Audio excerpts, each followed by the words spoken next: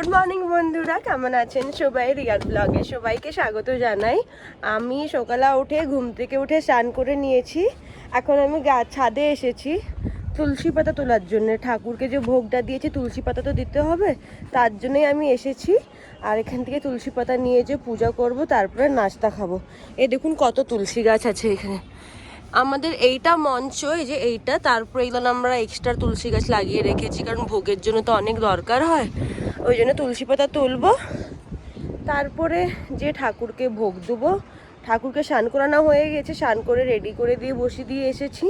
এবার শুধু ভোগটা দেবো, তারপরে আমরাও নিজেরা নাস্তা খাবো। আর মিস্ত্রিরাও আজকে লেগেছে, অনেকটা কাজ আগিয়ে গিয়েছে, কিন্তু আবার এক্সট্রা কাজ বেড়েও গিয়েছে। পরে বলবো যে কি কাজ বেড়েছে। এই দেখো আমি আমার গোপাল সোনা কত সুন্দরভাবে রেডি হয়ে গিয়েছে। এই দেখো গোপাল সোনা শীতকালে জামা পরেছে, এই টুপিও পরে দিয়েছি। ওই গোপালকে পরানো যায় না ভালো করে, ওই জন্য পরাইনি আজকে। আর এই দেখো এখানে আজকে প্রসাদে দিয়েছি, বাতাসাও দিয়েছি আর একটা পানি ফল দিয়েছি। এই দুজনকে বাতাসা পানি ফল দিয়েছি। আর আমাদের গোপালকে কিরকম লাগছে কমেন্ট করে জানাবেন আপনারা সবাই। আজকে আমরা নাস্তা খাচ্ছি, এই যে ভটুরা আর এই যে ছোলার সবজি। আর এর সাথে এখনো এখানে এখনো সবজি পড়ে আছে, আর এই যে হারি চাটনিও দিয়েছে। আর এগুলো কিন্তু খুবই টেস্টি হয়। তারপরে এবারে দুপুরবেলা কি রান্না করব সেটা দেখাবো। এখন আমি ছাদে একটু বসে আছি, কারণ নিচে তো কাজ হচ্ছে আর মা দোকানেই রান্না করছে। আজকে আমাদের যে বিচাকোলা রান্না হচ্ছে, যে অষ্টম প্রহরে যেরকম বিচাকোলা রান্না হয় সেরকম বিচাকোলা রান্না হচ্ছে।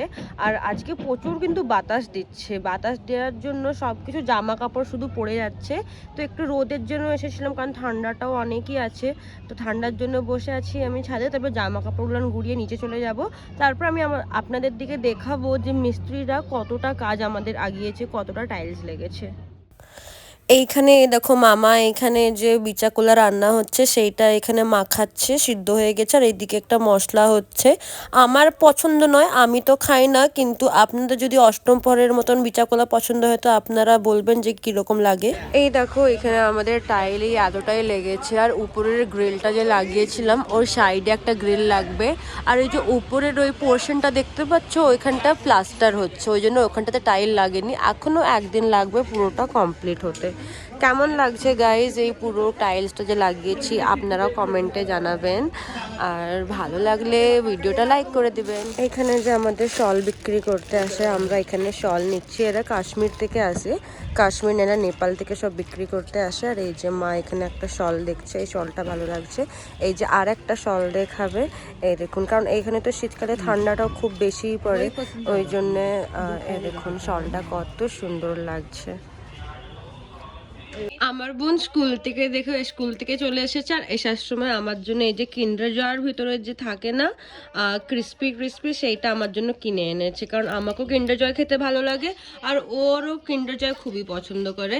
তো এইটা আমার জন্য এনেছে আমার বোন, মানে আমার বোন আমাকে কতটাই ভালো। দেখো এইখানে মা কত পেয়ারা কেটে এনেছে আমাদের জন্য।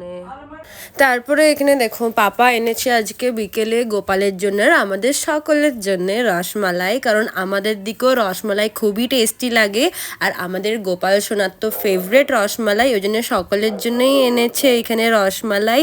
তারপরে আমি গোপালকেও দেখিয়ে দিচ্ছি, দেখুন গোপালকেও আমরা দিয়েছি, আর সাথে মুকুলদানাও দিয়েছি একটু, যাতে গোপাল ভালো করে খায় এগুলো। দেখো আমি বানিয়েছিলাম অর্ডার, আমার অ্যামাজন থেকে 2টা অর্ডার এসেছে। আর এই যে আমার মা এখানে খুলছে, দেখি কি আছে এর মধ্যে, যদি এর মধ্যে খাজানা থাকে কিছু।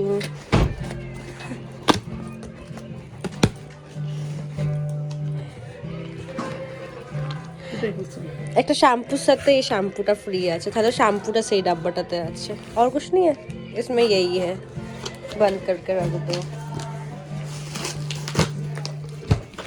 খাপটা তো বের করে তো ফেলে দেবো বাইরে একবারে। এই দেখো এইটা আমি একটা আমার জন্য বুক মাঙ্গিয়েছিলাম, ওশো হ্যাপিনেস।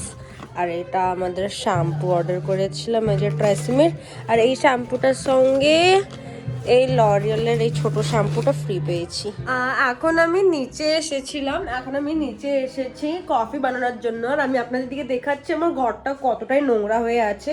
নিচে তো এখন আমরা থাকছি না, আমরা এখন উপরেই আছি। এই দেখুন নিচেটা কতটা নোংরা হয়ে আছে, সব জায়গায় সাদা সাদা হয়ে আছে। এই দেখুন দোকানটা তো সবকিছু সাদা সাদা হয়ে আছে। আর চলুন আমি আপনাদের দিকে দেখাই যে বাথরুমে কতটা টাইল লেগেছে। আর একটুখানি টাইলটা রয়ে গেছে, কিন্তু চলো দেখাই আপনাদের দিকে। এই দেখো টাইলসটা প্রায় লেগেই গেছে, শুধু ওইখানটাতে একটুখানি রয়ে গেছে আর এই যে এই দেয়ালটাতে একটু রয়ে গেছে। তারপরে দেখো টাইলসটা লেগে গিয়েছে ফাইনালি। আর মানে একটুখানি কাজ বাকি রয়ে গিয়েছে।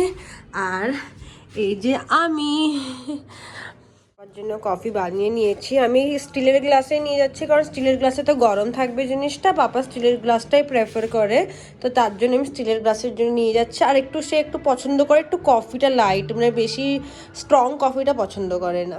আমাদের গুড্ডুকে পার্লেজি বিস্কিট দিয়েছিলাম, পার্লেজি বিস্কিট খায়নি। তারপরে এই যে একটা আলাদা বিস্কুট দিচ্ছে, সেইটাকে খাচ্ছে। গুড্ডু এই দেখো পার্লেজি বিস্কুটটা খায়নি, একটু অন্য বিস্কুট ধরে খাচ্ছে।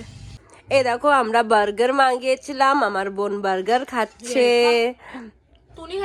আমিও খাবো, কিন্তু আমার বোনও খাচ্ছে।